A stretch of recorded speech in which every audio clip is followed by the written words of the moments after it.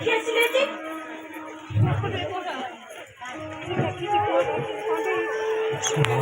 କେତେ ଖୋଜିଲେ ଆଗରେ ମୁଁ ଗୋଟେ ହତଭାଗା ବାପା। ସିନା ମୋ ରକ୍ତରୁ ଜନ୍ମ ସିଏ ହିଁ ମୋ ପ୍ରକୃତ ପୁଅ।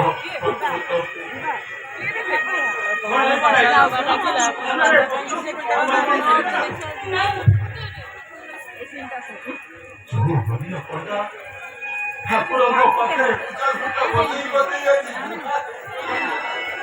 ଶେଷରେ ଯିଏ ସଞ୍ଜ ସକାଳେ ତାଙ୍କରି ସେବା କରି ଅନ୍ୟମାନଙ୍କର ଦୁଃଖ ଦଳାଉଥିଲା ଆଜି ତା ପାଇଁ ନେଇକି ବିଚାର କଲେ। ସବୁ ଅପନିନ୍ଦା ଶୁଣିବା କରୁ ମୋତେ ମାରିଦେଲାନି କାହିଁକି ଖାଲି ଆପଣ ସେମିତି କୁହନ୍ତୁନି ଆପଣ ମତେ କୁହ କଣ ହବ କଣ କହିବାକୁ ବାକି ଅଛି?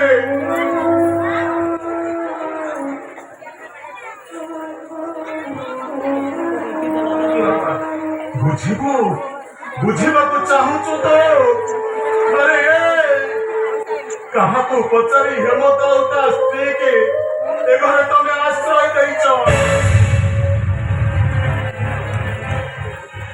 କାହା ଅନୁମତିରେ ସେ ବିବାହ କରିଛେ?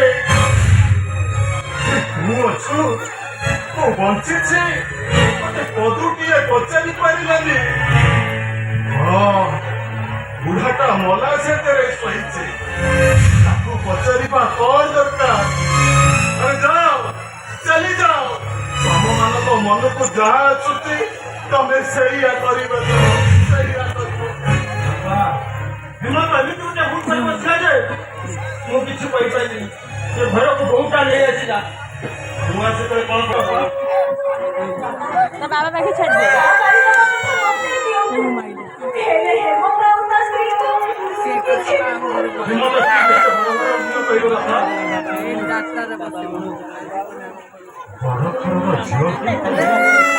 ସେ କାହାକୁ ନ ଜଣେଇ ଗୋଟେ ପୁଅକୁ ବିବାହ କରିନଥାନ୍ତା। ନିଜ କାମ କରିବା ପୂର୍ବରୁ ତା ବିବେକ ତାକୁ ନିଶ୍ଚୟ ବାଧା ଦେଇଥାନ୍ତା।